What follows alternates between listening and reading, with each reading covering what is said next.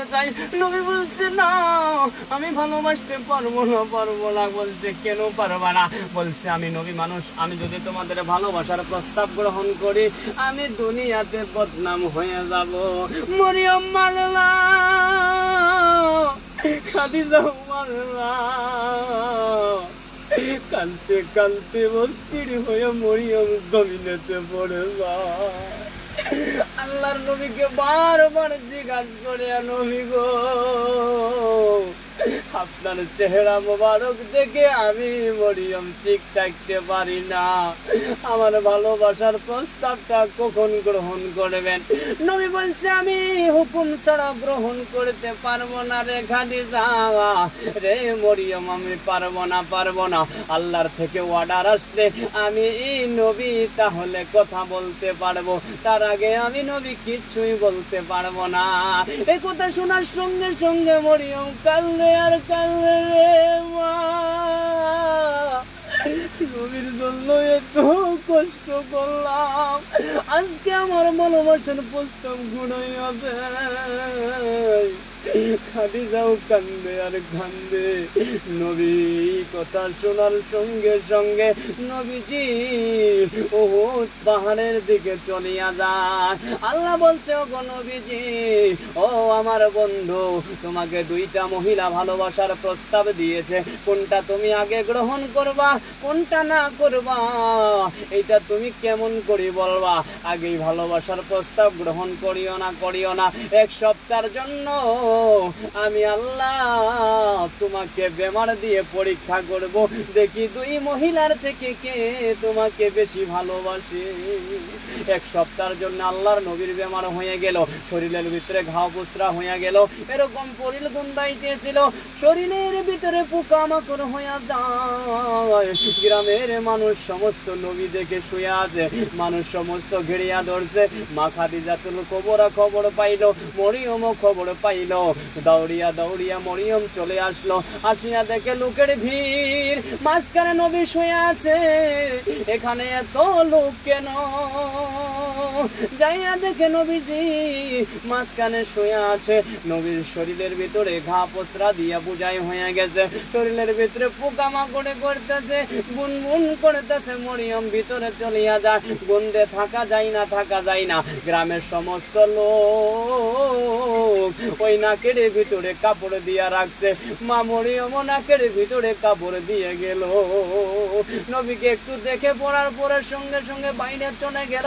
তারপরে খাদিজা মা খবর পাইল, খাদিজা দৌড়িয়া আসলো। খাদিজা আসিয়া বলল, তোমাদের এখানে কি হয়েছে? যাইয়া দেখে নবী মানুষ চতুর সাইডে ঘিরে রেখেছে, নবী মাঝখানে শুয়ে আছে। খাদিজা কলিজাই মারলা। খাদিজা নবীজির অবস্থা দেখে ঠিক থাকতে পারে না। নবীর শরীরে ঘাও পুসরা শেষ হয়ে গেছে, পোকামাকড়ের সমস্ত ভিন করতেছে। মা খাদিজা নবীর শরীরটা ভালো কইরা সাফা করে দিয়া হালদির গুঁড়া লাগাইয়া দিয়েছিল। তারপরে নবী তারপরের দিন সুস্থ হয়ে উঠিয়া যায়। যখন সুস্থ হয়ে উঠলো তখন আল্লাহ নবীকে জিজ্ঞাসা করলো, ও নবী, তুমি এখন কাকে বেশি ভালোবাসবা? মা মরিয়মকে বাসবা না খাদিজাকে বাসবা? নবী বলছে, আমি বলতে পারবো না কাকে বেশি ভালোবাসবো। তখন আল্লাহ বলছে, নবী গো, মা মরিয়ম যখন তোমার কাছে গিয়েছিল, গ্রামের সমস্ত মানুষ নাকের ভিতরে কাপড় লাগাইছিল, মা মরিয়ম নাকের ভিতরে কাপড় লাগাইছিল, তোমার শরীরের গন্ধ মা মরিয়মের নাকে গিয়েছিল। কিন্তু মা খাদিজা যখন খবর পাইল, গো নবীজি, মা খাদিজা তোমার কাছে যখন চলে যায়, তোমার শরীর ভালো করে সাফা করে দিয়া, ভালো করে হলদির গুঁড়া লাগাইয়া দিয়া, ভালো করে মলম লাগাইয়া দিয়া তোমাকে সুস্থ করে তুললো। কিন্তু মা খাদিজা একবারের জন্য নাকে কাপড় লাগাই না। ও নবীজি, মা মরিয়মের সাথে গুন্দ করলো, কিন্তু মা খাদিজার কাছে কি গুন্দাইল না। তখন খাদিজাকে জিজ্ঞাসা করলো নবীজি, ও খাদিজা, আমি যে এত বড় বেমার হয়েছিল, আমার কাছে যে গিয়েছিল আমার শরীর তো গন্ধাইছিল, সমস্ত মানুষ বলে নাকের ভিতরে কাপড় লাগাইছিল, তোমার কাছে কেন নাকে কাপড় ছিল না। তখন মা খাদিজা বলছে, ও গো নবীজি, গ্রামের মানুষের কাছে গুন্দাইতে পারে, কিন্তু আমি খাদিজার কাছে একবারও গন্ধ আসে নাই, আমার কাছে আরো খুশবু সেন এসে গেছিল। নবীজি পাগল হইয়া যায়। খাদিজাকে বলল, খাদিজা, আমি তোমাকে ভালোবাসার প্রস্তাব গ্রহণ করলাম। আল্লাহর নবী উহুদ পাহাড়ে চলিয়া গেল। উহুদ পাহাড়ে যায় আল্লাহর ইবাদত করতে চলে যায়। মা খাদিজা কবরা মদিনা মক্কায় তালাশ করে পাই না। মা মরিয়ম তালাশ করে পাই না। কানতে মা মরিয়ম বুক ভাসাইয়া দেয়। মা খাদিজাতুল কুবরা কানতে বুক ভাসাইয়া দিল। সমস্ত মানুষের কাছে জিজ্ঞাসা করে নবীকে দেখা যায় না, মক্কা মদিনায় কোথায় গেছে। একটা ছোট বাচ্চা বলল, ও খাদিজা, ও মরিয়ম, শোনো নবীজি এই রাস্তা দিয়ে উহুদ পাহাড়ের দিকে চলে গেছে। মা খাদিজা দৌড়িয়া পাহাড়ে চলিয়া যা। একদিন নয়, দুদিন নয়, 3 দিন নয়, 41 দিন পরে নবীর সঙ্গে দেখা হইয়া যায়। যখন দেখা হইল নবীর সঙ্গে, নবী বলছে, ও খাদিজা, তুমি এই জায়গায় কেমন করে আসলা? বলছে, ছোট নাবালক বাচ্চা আমাকে বললো তুমি নাকি উহুদ পাহাড়ে ইবাদত করতে আসলা।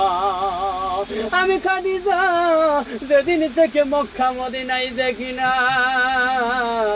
ও নবী গো, আমার কলিজাটা দরদর করিয়া কাঁপে।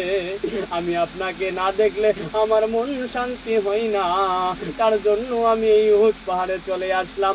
নবী তখন বলল, ও খাদিজা, তুমি উহুদ পাহাড়ে আসছো ভালো কথা, কিন্তু তোমার শরীরে কিন্তু একটা বস্তু দেখতে পারছি। বলছে, কি বস্তু দেখতে পারছো? বলছে তোমার শরীরের কেন মাংস নাই? বলছে, তোমার শরীর দিয়ে কেন রক্ত পড়তেছে? তখন খাদিজা বলছিল, ও নবী গো, আমি যেদিন থেকে আপনাকে দেখি না আমার নবীজি, আমার মন তরফর করিয়া কাঁপে। খাদিজা, আমি পাহাড়ের কোনায় তালাশ করতে পাহাড়ের কোনায় ধাক্কা খাইতে শরীরের মাংস উঠিয়া গেছে, শরীরের চামড়া উঠিয়া গেছে।